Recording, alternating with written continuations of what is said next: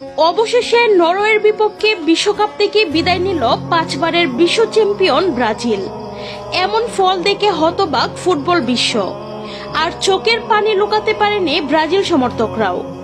তবে লাস্ট মুহূর্তে নেইমারের গোলে কিছুটা স্বস্তি মিলে ব্রাজিলের।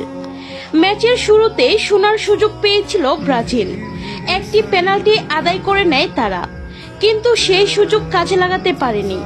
শটটি ঠেকিয়ে দেয় নরওয়ের গোলরক্ষক। সেই মুহূর্ত থেকেই যেন ম্যাচের গতি বদলে যায়। এরপর ধীরে ধীরে ম্যাচের নিয়ন্ত্রণ হাতে তুলে নেয় নরওয়ে। একের পর এক আক্রমণে চাপে ফেলে দেয় ব্রাজিলের রক্ষণভাগকে। অবশেষে গোল করে দলকে এগিয়ে দেন আর্লিং হালান্ড। সেই গোলের ধাক্কা সামলানোর আগেই আবারও বল জালে জড়িয়ে দেন তিনি। 2-1 ব্যবধানে পিছিয়ে পড়ে দিশেহারা হয়ে যায় ব্রাজিল। শেষ পর্যন্ত ম্যাচে ফিরতে পারেনি 5 বারের বিশ্ব চ্যাম্পিয়নরা।